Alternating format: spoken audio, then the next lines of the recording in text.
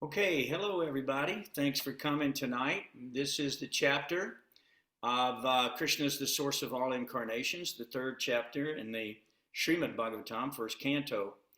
And on the post, we said, what is an avatar? So tonight we're going to be discussing what an avatar is. Many people think it's some blue creature in a movie that I think James Cameron or maybe Steven Spielberg did. I don't even know. But it's not. Avatar means one who crosses down from the spiritual sky to the mundane sky, the material world, for the sake of liberating all conditioned souls who are in the mode of goodness. So we'll discuss that further in a moment. But for now, if you don't mind, I think we're going to go ahead and start with a little meditation on kirtan.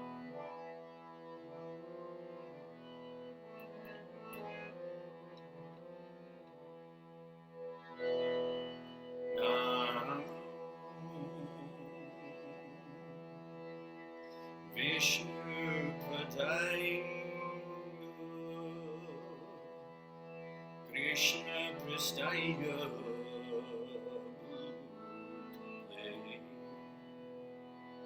Srimad Bhakti Swami Nityanamane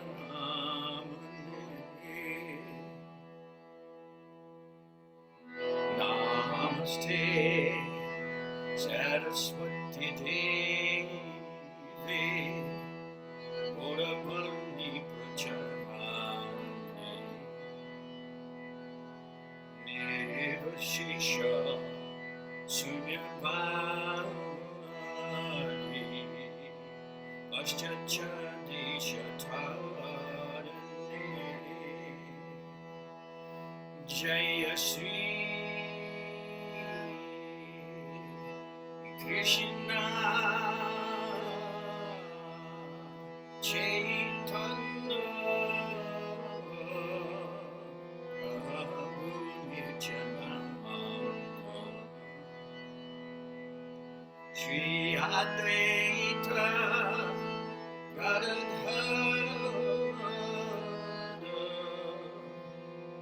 Shri Vasadi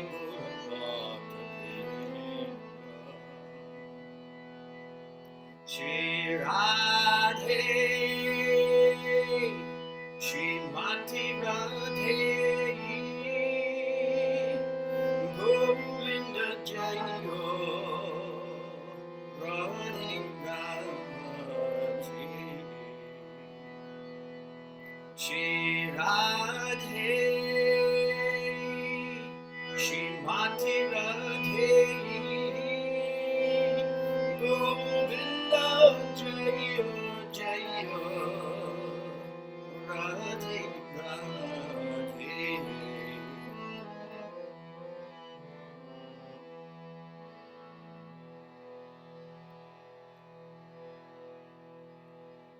Hare Krishna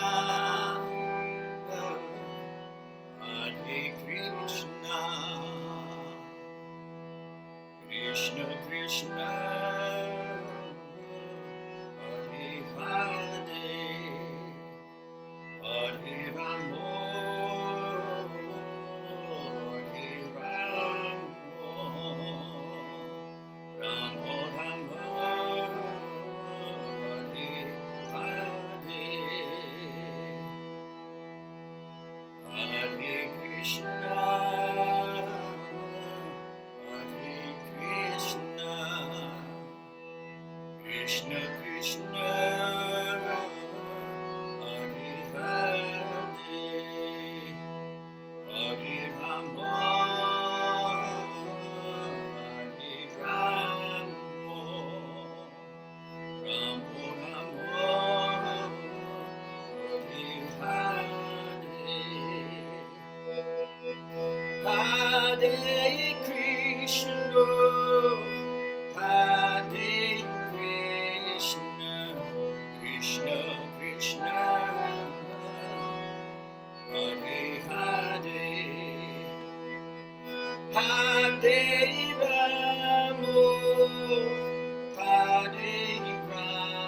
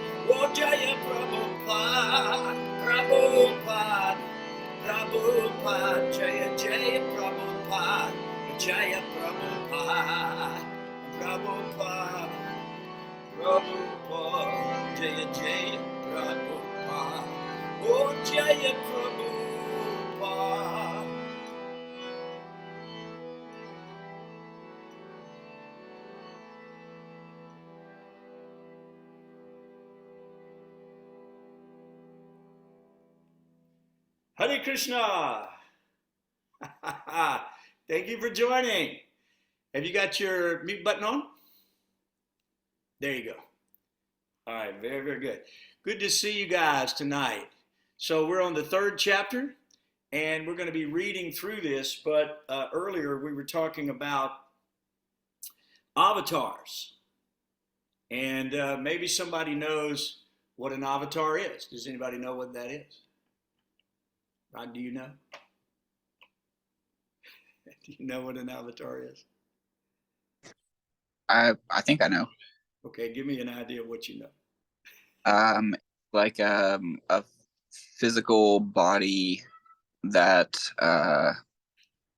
in this case, Krishna would inhabit.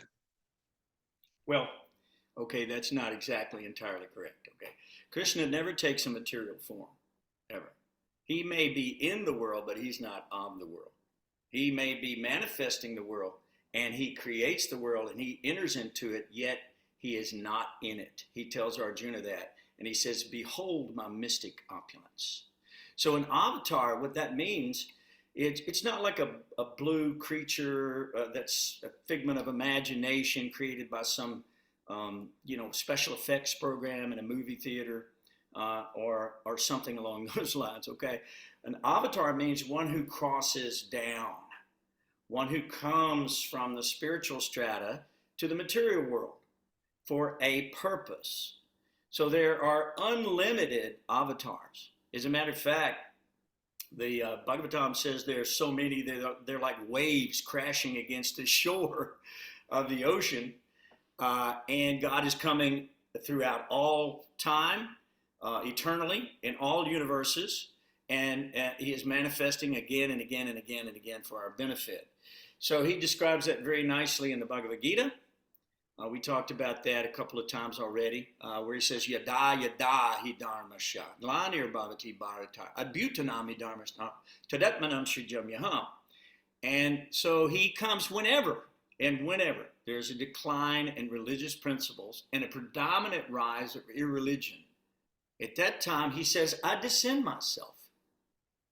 But Krishna doesn't descend like you and I, who are subjected to our own karma and our own karmic retribution. We create our karma by our independent acts. We do have free will, okay? And that minute free will can liberate us, or it can bind us eternally, literally, virtually in this material environment. It's not really eternally, but it seems like an eternity because time immemorial means without even our memory of such a thing, okay? So Kala, time is eternal. Krishna describes that in the Bhagavad Gita. But karma is not eternal, okay? The jiva is eternal. Your soul is eternal. Krishna, the Purusha, he's eternal. But karma is not. So in these classes that we're doing here on the beautiful Bhagavad Gita and the beautiful Srimad Bhagavatam, the story of the person God, of Godhead, the original form of God who's expanded into all these various forms for our benefit. It describes all of those. And tonight, we will be reciting some of the principal avatars that are listed in the Srimad Bhagavatam, the Puranas. And we know that when Vyasadeva, who's the incarnation of God, I believe the fifth incarnation of God, who compiled the Vedas, okay, he compiled the Vedas and he broke the Vedas into four: Rig, Sama, Yatarva, and Yajur, Atharva Veda. And then on top of that, he wrote the Puranas like the Mahabharata. You know, you're familiar with the Mahabharata, the great history of the earth prior to, at the time of the great king Bharat Maharaj, who was a saintly king. So when he finished, and we're going to be reading this story later, but when he finished, he felt dissatisfied. Although he had followed everything correctly and done everything perfectly, still he felt somehow or another dissatisfied. So Narada Muni, who's the third son of Brahma, he's also incarnation of God, he appeared before Vyasadeva and he said, why are you feeling any dissatisfaction?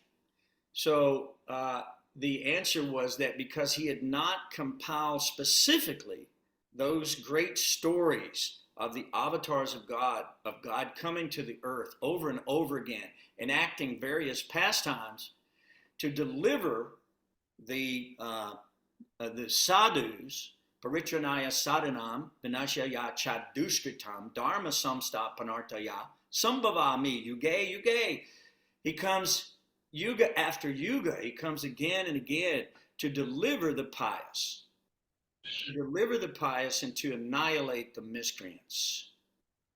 So we'll see that in all of these ensuing chapters through all 12 cantos of the Srimad Bhagavatam, and they describe in full, glorious detail those avatars who have come to the world, what their shapes and forms were, what their pastimes were, who were their associates, what was their entourage, what was their activities. And in that way, we can, by hearing these stories, become liberated and attracted to these wonderful messages that the personality of Godhead has brought to us again and again and again and again. And these are stories that have been locked in the Vedic literatures for thousands and thousands and thousands of years. Originally, before this was written down, it was an oral tradition handed down from one perfect spiritual master to the next, to the next, to the next in the sampradaya, right? Evam parampara praptam, right? So it comes to us through these unbroken chain of spiritual masters. And so our particular lineage goes to the Brahma, Gaudiya Vaishnava Sampradaya. So ours goes back to Brahma, the original created living being, who we're going to hear a little bit more about tonight as well. In each universe, there's a Brahma. And those can be jiva souls, or they can be an incarnation of God also, in case there's not a qualified soul, right, to take that up. So we know that Brahma is in the mode of passion, creation. Shiva, mode of goodness for destruction of the universe. And Vishnu, mode of goodness. Mode of goodness is maintenance, sustenance, providing that very sustenance that we require. So that's all described. Go ahead.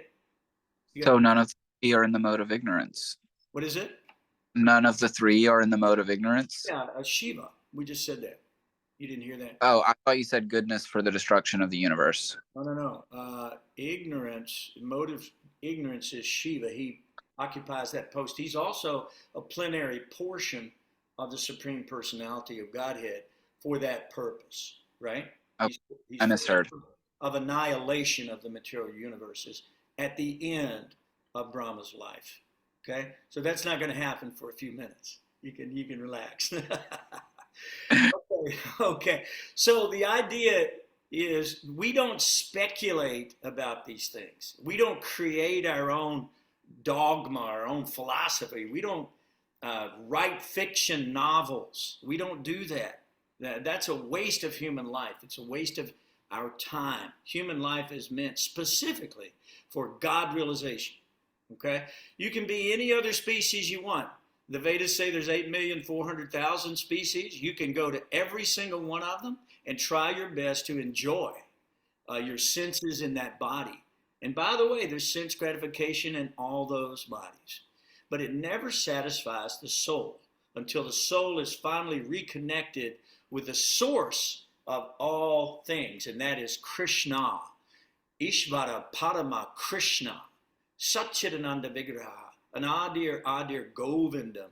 Sarva Karana Karanam. So Brahma himself says that the first created being, or the first being, that is the source of all things, the source of all moving, non-moving, living, non-living things, that is Krishna. All other incarnations ensue from Krishna. This was recently Radharani's appearance day. We had Krishna and Balaram's appearance day. They're the first expansion, Balaram and Radharan, first expansion of the energy of God. God is the energetic, and they're the energies of God. And from them, all other manifestations are created. Okay? So that's going to be discussed a little bit as we go along. in this verse. So let's get down to it. How about that? So this is a little bit of a kind of a warm up for what we're going to be talking about. So if you don't mind, chant with me. Om Namo Bhagavate Vasudevaya. Om Namo Bhagavate Vasudevaya. Om Namo Bhagavate Vasudevaya. Om Namo Bhagavate Vasudevaya. Om Namo Bhagavate Vasudevaya. Om Namo Bhagavate Vasudevaya. So, if we go back to the last chapter, chapter 2, it ends on text 34, and it says, "Thus the Lord of the universes maintains all planets inhabited by demigods, men, and lower animals. Assuming the roles of incarnations, he performs pastimes to reclaim those in the mode of pure goodness." So the mode of goodness is elevating, and it leads one to the higher material planetary systems where the demigods live, or the angels live, right? But Sudasattva, that mode which is pure goodness, has no karmic reaction either in the mode of goodness, passion, or ignorance. All sin, all karma is burned in the ash of that devotional service. It's burned in the fire, it becomes ash. So today is the Ekadasi day, for an example. This is another way that we can burn our karma to ash by doing a little fasting on the 11th before the full moon, 11th after the full moon, 11th day after the full moon. It's called Ekadasi. There's so many ways that the Vedas describe for you and I to become completely free of karma, to become karma free, and at the time of death to transfer that soul back to the immortal spiritual sky. Okay, via Kunta. Okay, currently we're in Kunta, right? This is a place of anxiety. We're in anxiety at every moment. And you may look out and you may think, oh, it's such a beautiful day. It was a beautiful day today. All the little bunny rabbits are jumping around, everything. But they're in a constant state of anxiety because the predator is watching them and is thinking, you would be a delicious meal. So the axiom here is jivo jiva sajivanam. And that means that one living entity is the food of another. So this is not a pleasant place. Prabhupada repeatedly says, this is not a place for a lady or a gentleman. Because ultimately we're embarrassed by our condition in the material world. And when I say embarrassed, what I mean is we're unable to protect ourselves from death. We're unable to protect those we love from death, ultimately. And so that's a great embarrassment for us. And also just the state of the body with its various functions and so forth and so on, and its diseases and so forth, become a great embarrassment. Just the other day, I saw a gentleman, I tried to help with what he needed. He wanted to be independent. I could see that he wanted to be independent, but he was on a cane, he was barely moving and this and that, looked to be maybe 80 years old, something like that. And so his life was finished. And he was simply trying to go to the grocery store to get some sustenance to be able to survive. So when we see ourselves in that embarrassing condition, it makes us want to wake up to our eternal spiritual life. That's the idea. Prabhupada said this information that we have to share is very grave. It's very grave because it's a life and death matter. It is a life and death matter.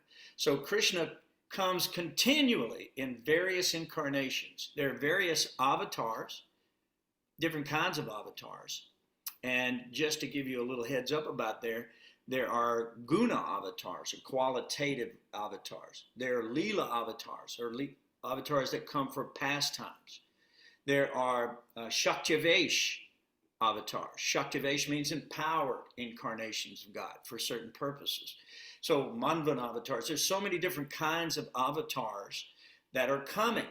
And it's our job as human beings to know what these avatars are, to know why they've come, to learn from them, to hear their voice, to understand their stories, to meditate on their stories. As a matter of fact, samadhi means full, absolute concentration on the stories, the pastimes, the activities, the name, the form of God.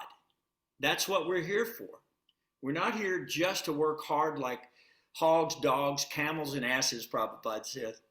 We're not here for that purpose. Things will come automatically. We don't have to engage ourselves in this hard struggle for existence. We can grow a few vegetables, throw a few seeds out, vegetables come. If you have a cow or a bull, you can have milk, you can have the land plowed. Everything is beautiful. It went on that way for hundreds of thousands of years until somebody said, hey, how about a tractor? Now the land is compressed from tractors. There's no more manure. The land is depleted. They're putting artificial chemicals on the land, right? And they're destroying the topsoil by turning it in such a way that it's blowing away and eroding and God knows what. And then they're poisoning the land. This is not sustainable. The Vedic culture teaches us sustainable living on the earth. It's very simple. We call it simple living, high thinking. Simple living, high thinking. That's what the human form of life is made for. Not to amass large bank accounts just to lose them at the time of death. I knew a friend of mine who had, his mom had worked her whole life at a factory job. A miserable factory job. She had to get up at 3:30 in the morning. You think we're austere as devotees? She's up at 3:30 in the morning, driving through snow, rain, ice, whatever it is to get to work. And when she gets there, she's a machine operator. She's listening to this loud noise. She lost her hearing from it, so forth and so on, just to bring home a small crumb or crust of bread and such. She brings it home, feeds her family, and she never spent anything on herself. And when she died, she left it to her children, who immediately began to fight over it.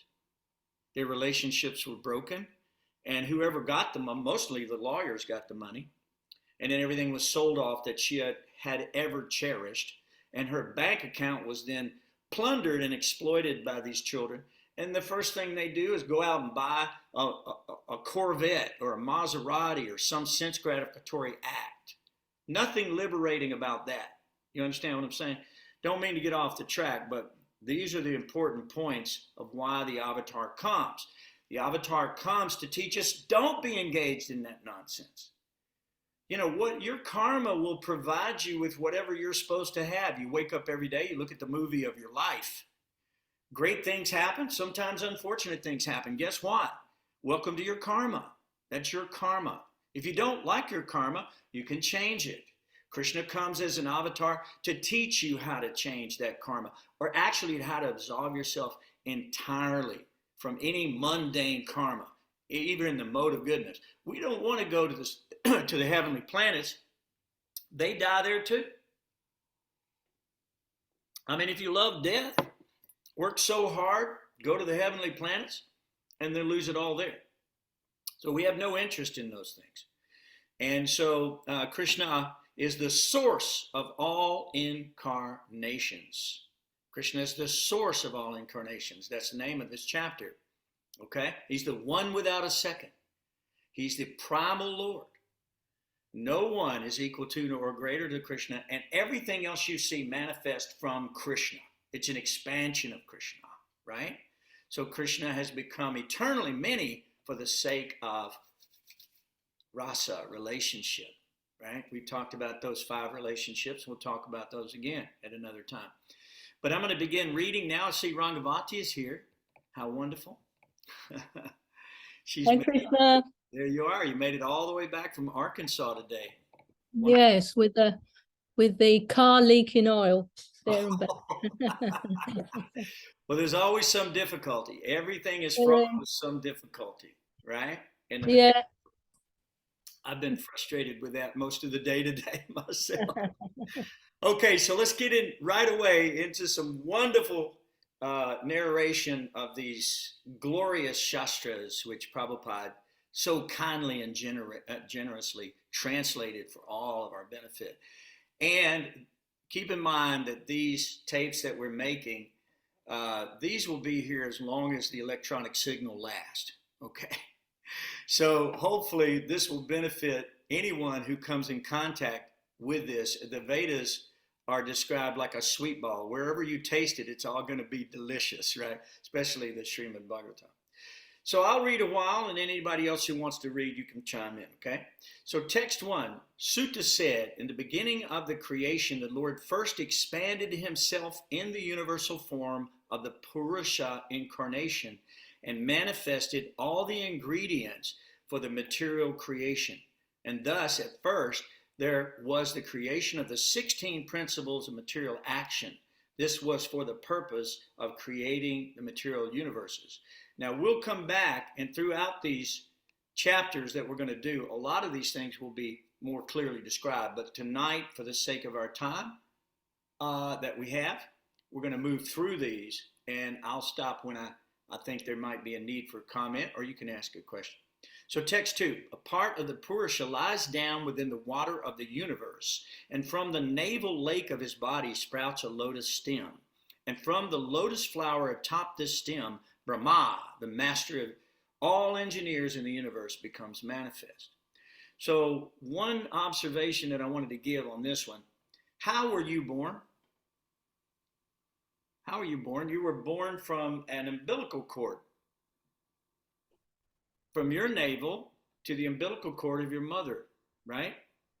So Okay. all of these concepts that we see here, it sounds a little unusual to us, maybe foreign, that from the navel lake sprouts a lotus stem and a flower that manifests Lord Brahma at the top. But it's not unusual because all of us really are kind of born in that same way, aren't we? We're born in the natal fluid of the sac, the mother's womb. We're floating in that ocean. That's our causal ocean, if you will. Okay? And we're attached from the umbilical cord in our navel. So this is how the Vedas describe the creation of the universe. You can take this story as fact, or you can listen to the scientist who would prefer that you believe you were some kind of primordial soup. We don't know where that came from, and somehow or another, there was a lightning bolt. I mean, we don't know where that came from. None of those things are realistic. That is not science. Science doesn't even believe what they say because they change what they say constantly. The Vedas don't change. This has never changed. This information is here.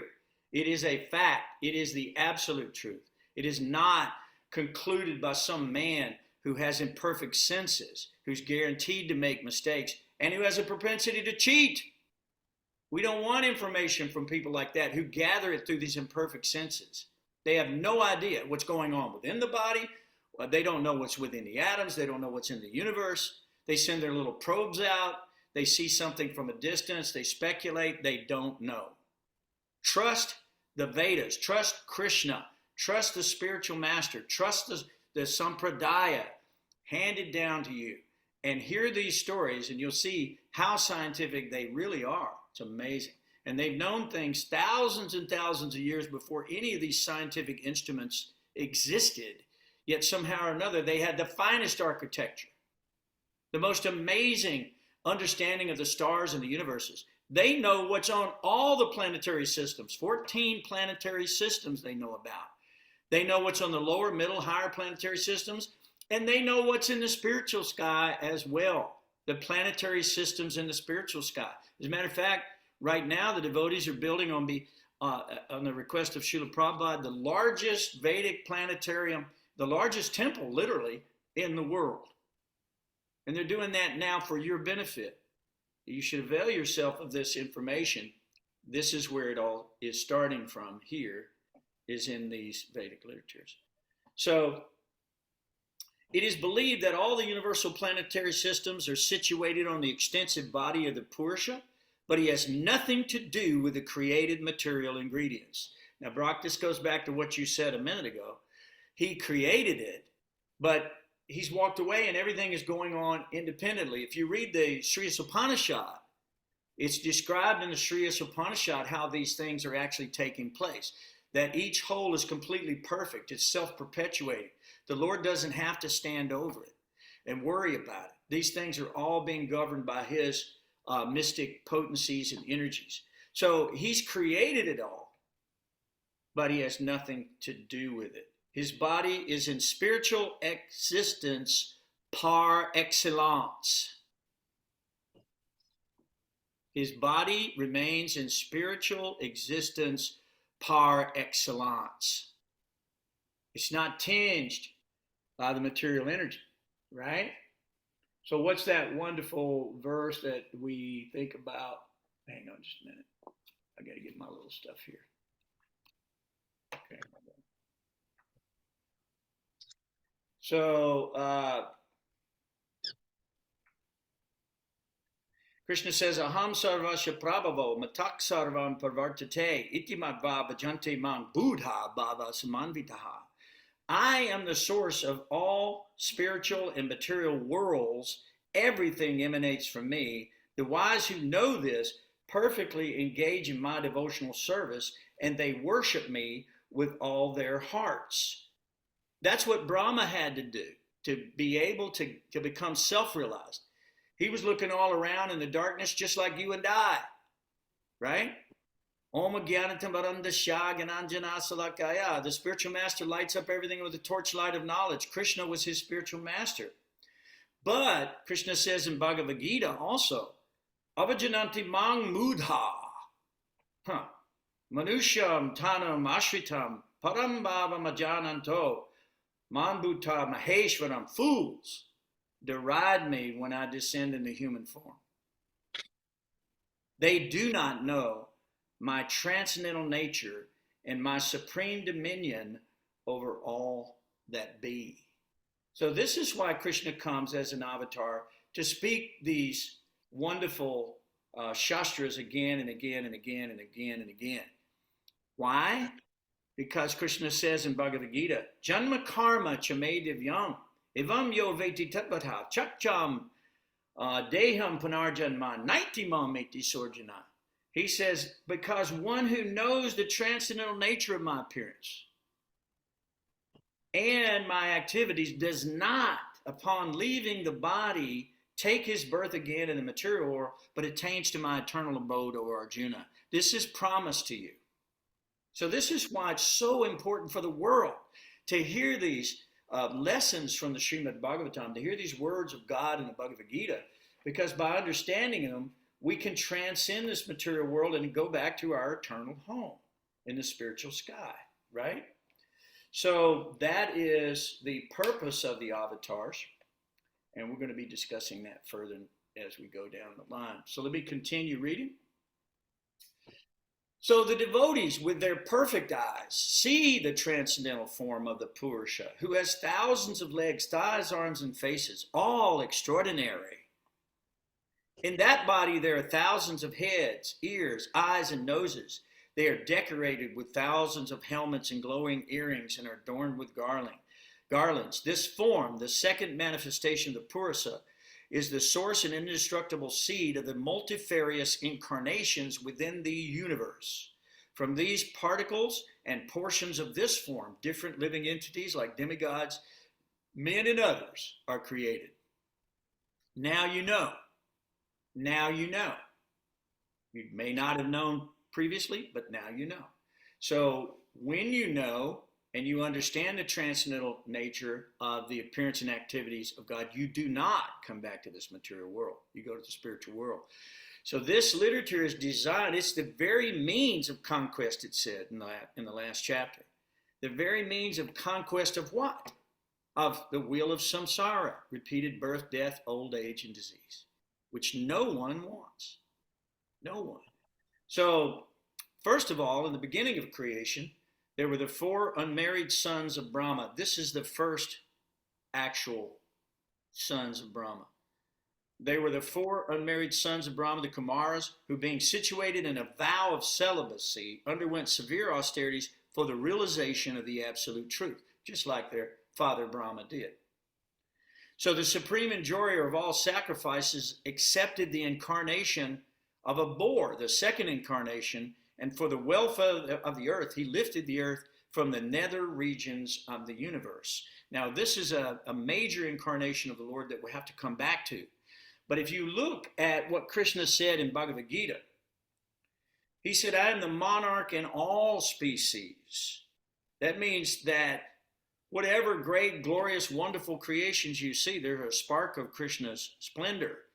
And If you go to the 10th chapter in the Bhagavad Gita, which we studied not too long ago, you'll see that Krishna described all these various incarnations and forms that he's taken to bring this information to us again and again and again.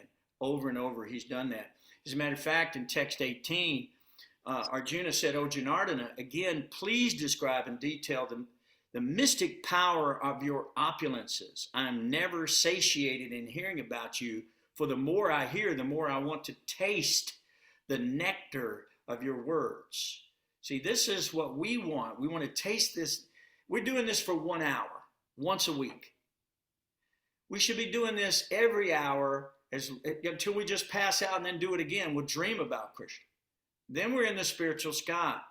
So Krishna responded. The Supreme Personality of Godhead said, "Yes, I will tell you of my splendorous manifestations, but only of those which are prominent, O Arjuna, for my opulence is limitless." So he begins by telling Arjuna, I am the super soul seated in the hearts of all living entities. I'm the beginning, the middle, and the end of all beings. And he goes on about the sun and the moon. He goes on about the Samaveda. He talks about demigods, the king of heaven, Indra. He talks about the senses. Of the senses, he's the mind. On living beings, he is the living force. Krishna is the very living force in your body. He says, of all Rudras, I am Lord Shiva.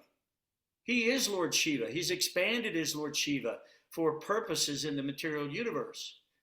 Of the Yakshas and Rakshasas, he's the Lord of wealth, Kuvera.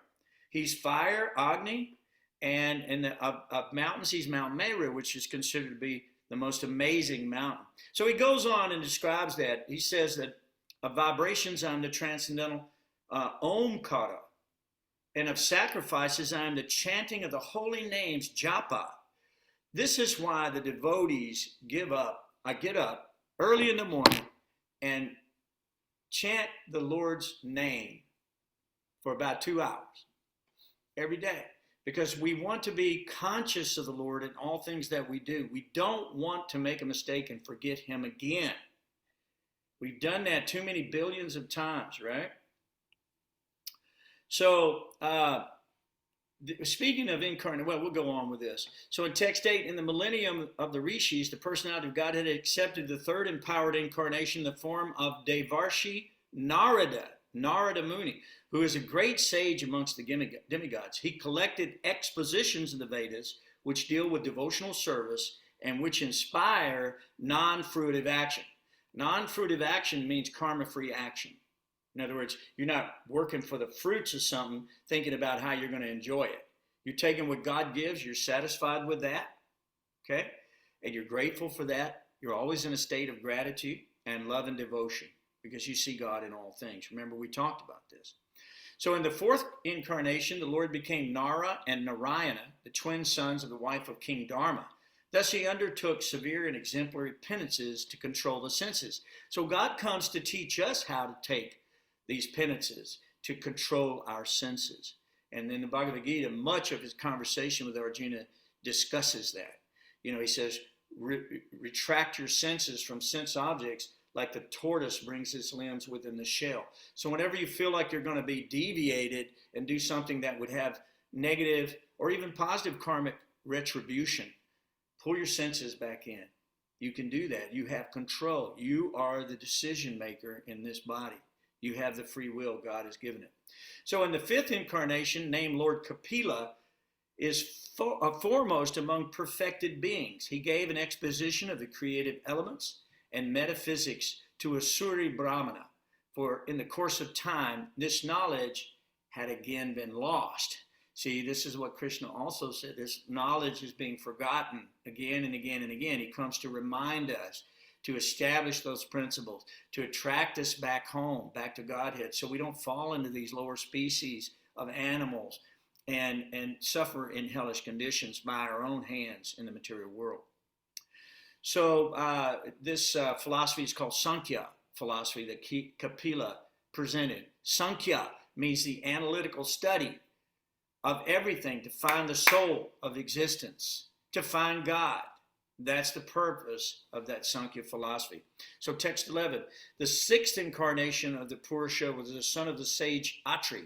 He was born from the womb of Anasuya, who prayed for an incarnation. He spoke on the subject of transcendence to Alarka, Prahlad, and others, Yadu, Hahaya, etc. The seventh incarnation was Yagya, the son of Prajapati Ruchi, and his wife Akuti. He controlled the period during the change of the Swayambhuva Manu and was assisted by demigods such as his son Yama. Yama is the Lord of Death. Yama, the Lord of Death. So the eighth incarnation was Rishabha, the son of King Nabi and his wife Merudevi. In this incarnation, the Lord showed the path of perfection, which is followed by those who have fully controlled their senses and who are honored by all orders of life. So this is a very wonderful story. We'll be doing that story. Most of these stories we'll be doing over a period of time. We're just listing them tonight. So just to give you a little taste of what's to come. It's kind of like when you near the buffet, you can smell the nice prasadam, right? So you're looking forward to all of these various flavors. So every flavor, just like it says, Krishna loves the flavor of Radharani. It's a very, very sweet flavor. So we will relish the flavors of these incarnations of God as we go along. Okay, so O Brahmanas, in the ninth incarnation, the Lord prayed for by sages accepted the body of a king, Prithu, who cultivated the land to yield various produces, and for that reason the earth was beautiful and attractive. Text 15, when there was a complete inundation after the period of Chakshusha Manu, and the whole world was deep within the water, the Lord accepted the form of a fish and protected Vaivashvata Manu, keeping him up on a boat. Now, this may sound a little bit like the story of Noah, right? Keeping him up on a boat like that. So this is a different story, and we don't know if the biblical story may have come from this and was a derivative of this over time. But the Lord did accept this form as a fish, actually. So we know that the Lord can take any form he wants. He's created all the forms. He can enter any form he wants. And in that form, he can accept service or provide benefits to his devotees, right? So he did that. In text 16, the 11th incarnation of the Lord took the form of a tortoise whose shell served as a pivot for the Mandarachala hill, which was being used as a churning rod by the theist and atheist of the universes. They were creating the nectar of immortality. That's a story you're going to get a little later too. So get excited and come back, right, to hear this over and over. So in the 12th incarnation, the Lord appeared as Dhanvantari. And in the 13th, he allured the atheist by the charming beauty of a woman and gave nectar to the demigods to drink. That's a fabulous story. We'll be reading that story as well. Text 18, in the 14th incarnation, the Lord appeared as Nrsimha. Nrsimha, the half man, half lion, and bifurcated the strong body of the atheist Hiranyakashipu with his nails, just as a carpenter pierces cane. And he did that to deliver the demon's son, Prahlad Maharaj. This is a fabulous story. Can't wait to get to it. This is a story that you will find most interesting, and we will be doing that story before long. In the 15th incarnation, the Lord assumed the form of a dwarf Brahmana, Vamana, and visited the arena sacrifice arranged by Maharaj Bali. Although at heart he was willing to regain the kingdom of the three planetary systems, he simply asked for a donation of 3 steps of land. Now that story will blow your mind. That story will blow your mind, because in the first 2 steps, God as a dwarf expanded himself to cover all of the earth in the first step. In the second step, all of the universe. So what was he going to do with his 3rd step? So Bali Maharaj, who was the grandson of Prahlad, said, "Dear Lord, please put your foot upon my head." So he gave himself as the 3rd step in an offering to the Lord. Very beautiful story. It's going to make you cry. So be sure you bring tissue to that one if you don't mind, okay? in text 20, in the 16th incarnation of the Godhead, the Lord as Brigupati annihilated the administrative class, Kshatriyas, 21 times, being angry with them because of their rebellion against the Brahmanas, the intelligent class. So you'll see this story is repeated over and over again. A lot of times the Lord comes and he's getting rid of the demons. In his final incarnation, that's what he does. If he can't liberate you by giving you love and showing you what the kingdom of God could be like, well, he'll take you back home any way he has to. Okay? So he comes as the Kalki avatar. We'll talk about that in a minute. Thereafter, in the 17th incarnation of the Godhead, Sri Vyasadeva appeared in the womb of Satyavati through Parasara Muni. And he divided the one Veda into several branches and sub-branches, which I mentioned earlier, seeing that the people in general were less intelligent. They needed it to be more carefully explained to them. In the 18th incarnation, the Lord appeared as King Rama. In order to perform pleasing work for the demigods, he exhibited superhuman powers by controlling the Indian Ocean and then killing the atheist King Ravana, who was on the other side of the sea. So that's a fabulous story. Valmiki's Ramayana was it is a fabulous story. And you should read it regularly, especially upon the appearance of Lord Rama. We read it regularly. And what a wonderful story. Also, you're going to have some tissue for that one.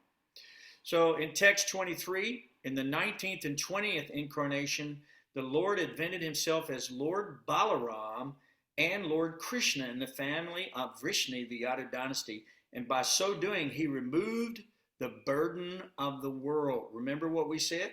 Paritranaya sadhanam vinashaya chadushkatam. Dushkatam means the burden of the world. It means the demons who were occupying the post of kings, but they were masquerading as kings, but they were actually demons because they were interested in fame, profit, adoration, and distinction.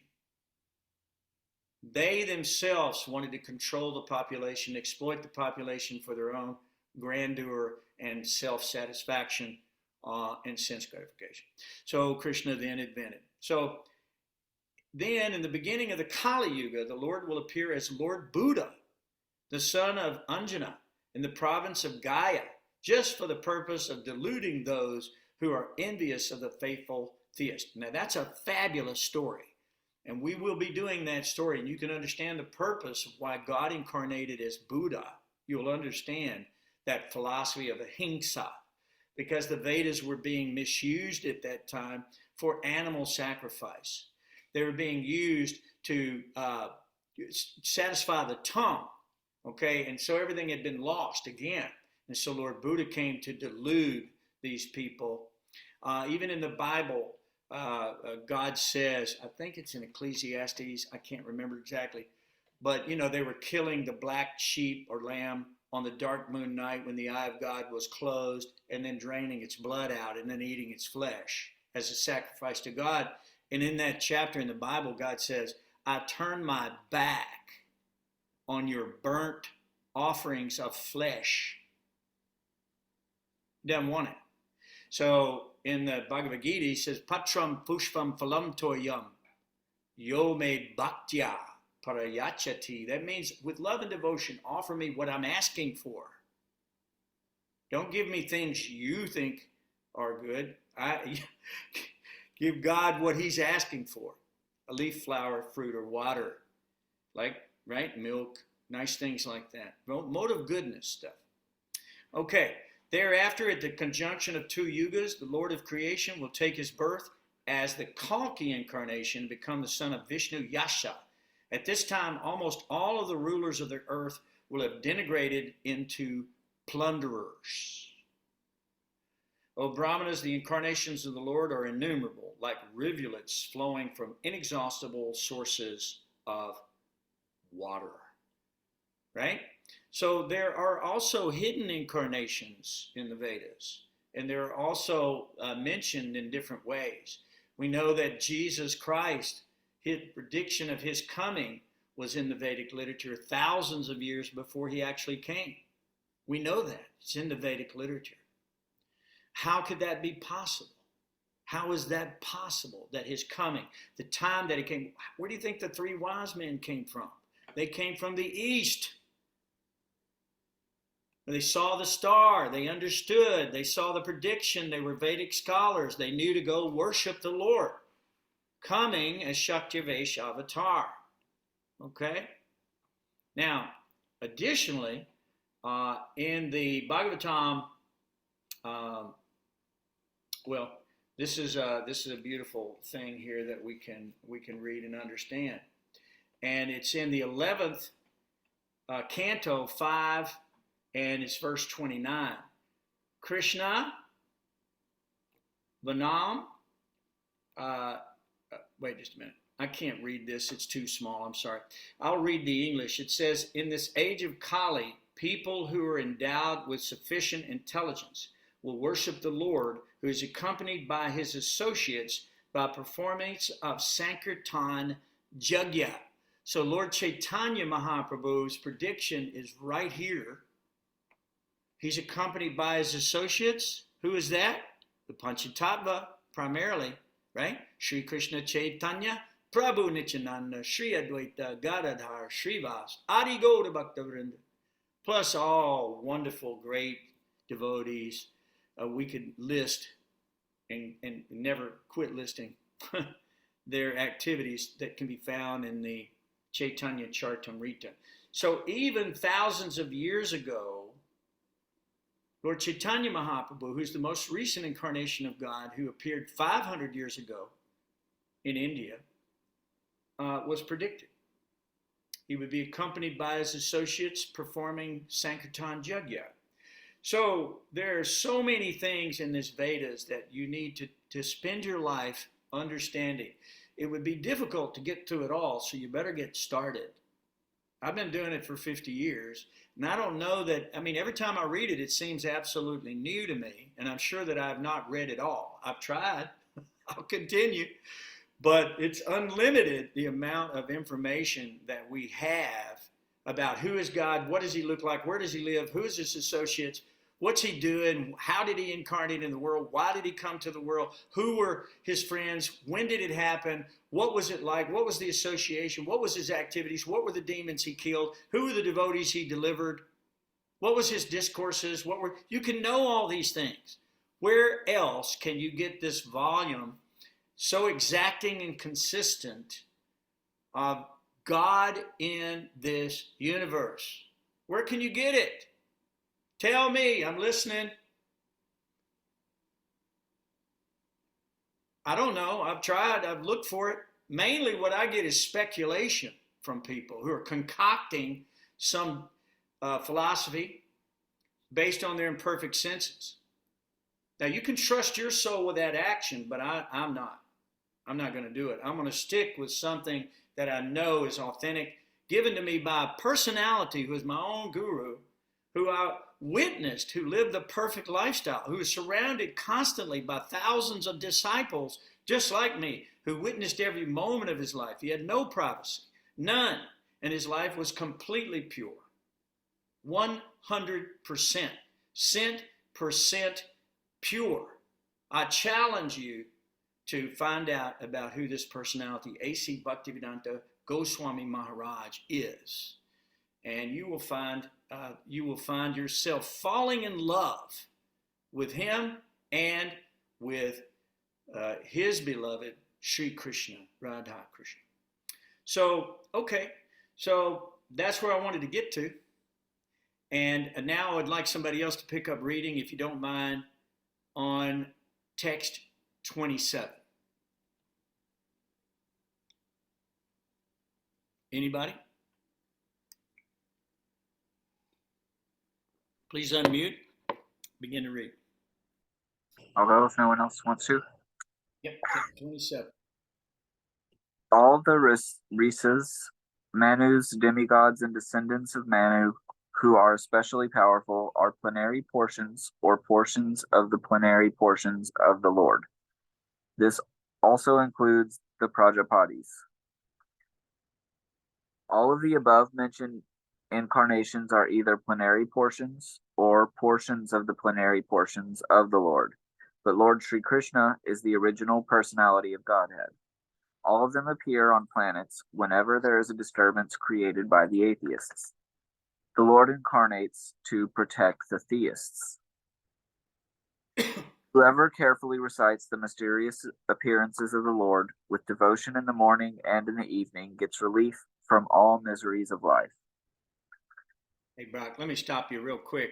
It's 8 o'clock, so if anybody has to leave, just go ahead and you can finish. You can hear this when it's published on the YouTube under Bhakti Yoga Tennessee or under Gayatri Dasa. But we're going to continue to finish reading this chapter. There's only about 10 more verses. Please continue, bro, if you don't mind.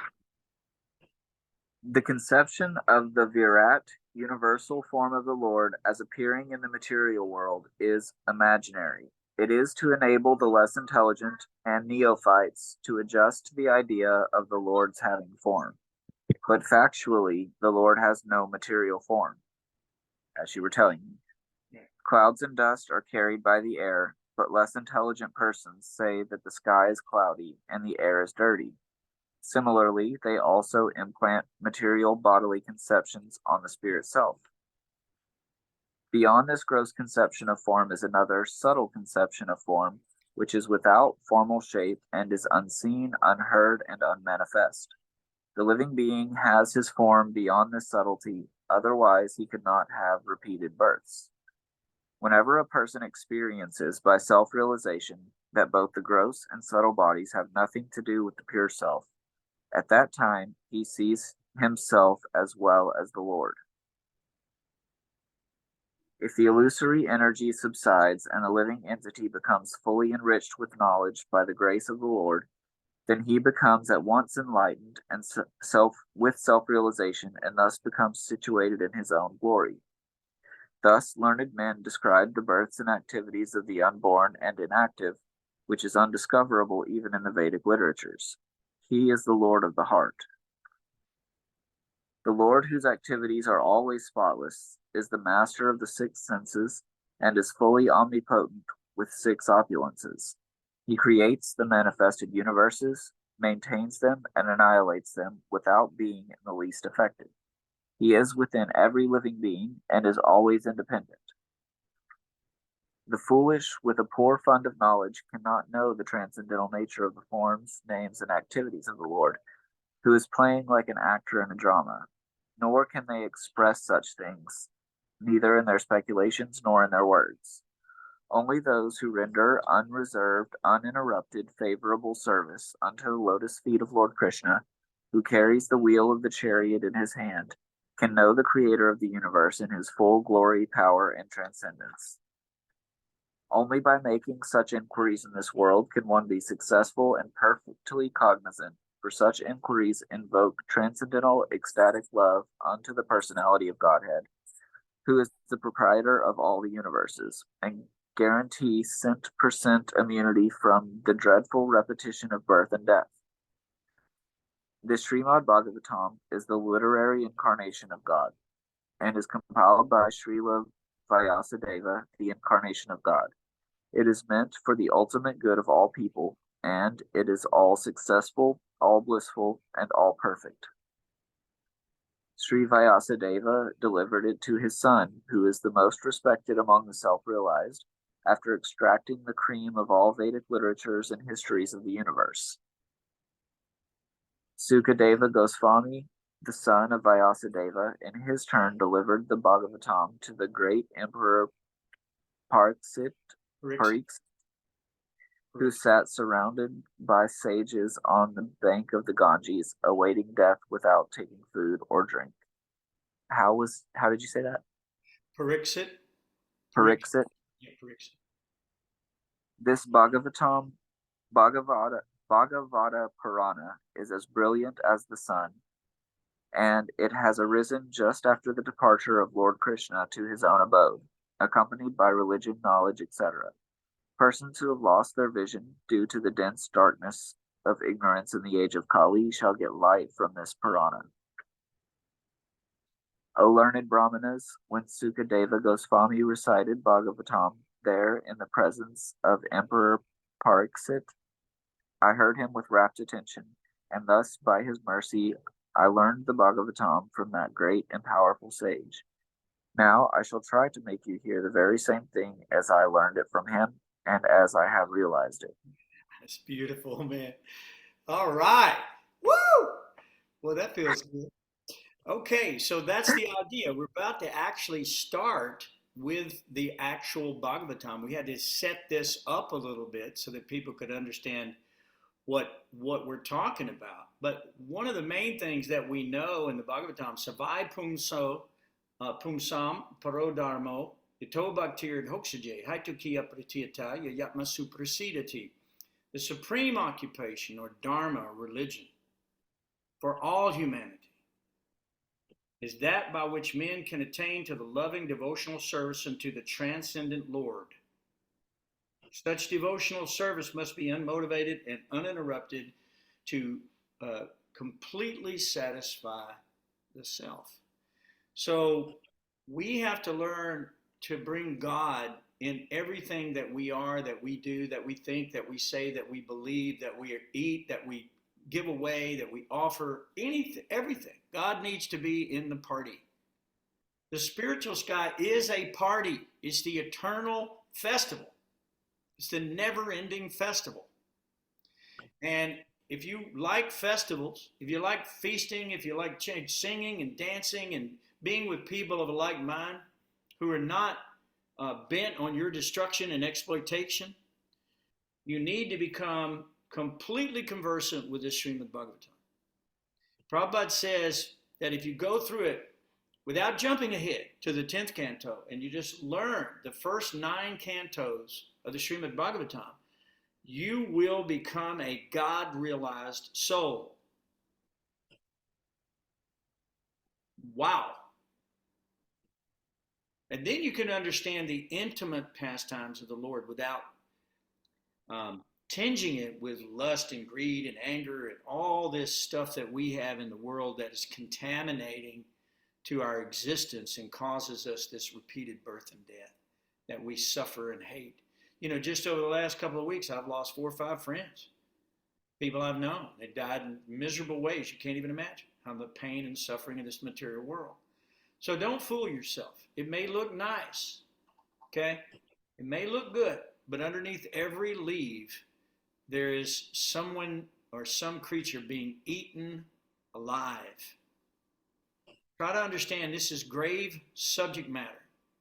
This is meant for your redemption. This is meant for your restitution. This is meant for your constant meditation and study. This is meant for you to pore over each verse, to pray about each verse, to fall in line with the will of God so that God will reveal himself to you. And then the ecstasy is unlimited. That's what you want. You're not going to get it from some powder you sniff. You're not going to get it from a vape. You're not going to get it from a bottle of liquor. You're not going to get it from sex life. It's not going to happen. You're not going to get it from gluttony. You're going to eat. It's not going to satisfy you. So get serious, people. Join us for the Srimad Bhagavatam, and let's make this a reality in our own lives so that we can become fully God-realized and experience this relishing at every moment that they're talking about, relishing those activities, those pastimes that the Lord has demonstrated in his multifarious incarnation or avatars within this material universe for our benefit. Okay? So that's the end of this chapter. Now, there's going to be some great stories coming up, but we did have to get through a little of this technical stuff up front, and then you're going to hear some amazing stories about Narada Muni, Vyasa. The stories that are coming up are going to blow your mind. So be ready and, join us as we're going to be doing it. Okay? So is there any questions or comments that anybody wants to add to what we're doing? Because we're a little over our time, and Rangavati and I made an executive decision, didn't we, Rangavati? And I think what's going to happen is she's going to announce that in future classes. And what she's got, because I mean, some of the stuff you can't fit it in an hour. You can try your best, but I mean, you got to continue the concept. That's why I just read through it tonight as fast as we could go and made a few comments instead of waiting to the end, because we lose our continuity sometimes. So we're going to go, it says, between an hour to an hour and a half, depending on questions. That's up to you. If you want to continue on, we'll continue. And anybody who has to leave can leave, and they can always find the remaining part of the series on the YouTube. Okay, is that correct, Rangavati? Did I do that right? Yes, I think so. I said it right. Yeah. I gotta check, I gotta check, and find out, So, okay, were there any comments or questions or any elucidations or anything you want to add? If not, we're going to end this call.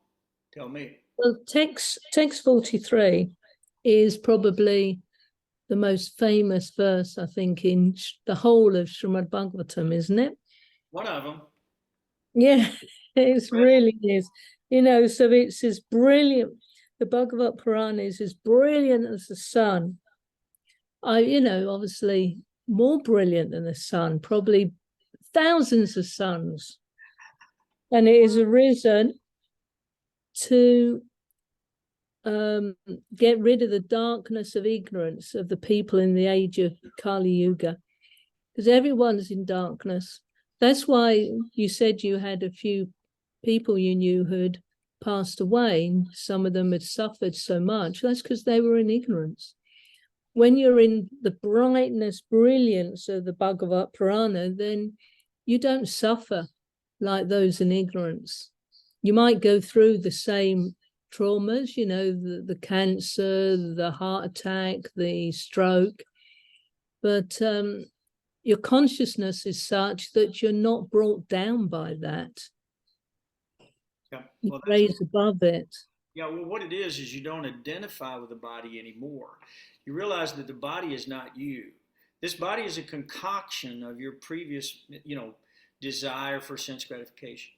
You receive this body directly, exactly according to the nuance of your own karma. You were born in an exact family with the exact amount of wealth or whatever it was that you had. And you were born in that body because that is what you have created for yourself.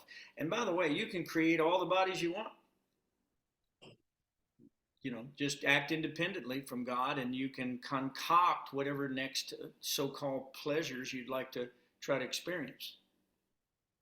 But you're not gonna be happy. You're gonna end up losing everything again. You're gonna end up dying, and you're gonna end up separated from all those things that you thought were actually going to make you happy.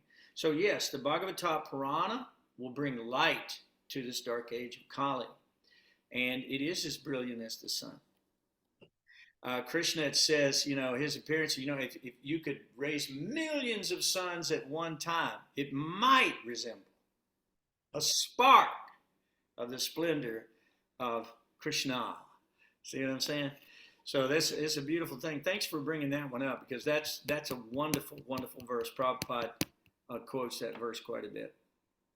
So we're going to be learning the Bhagavatam from Sutta Goswami, who shall try to make you hear it the very same way that he learned it from Sukadev Goswami.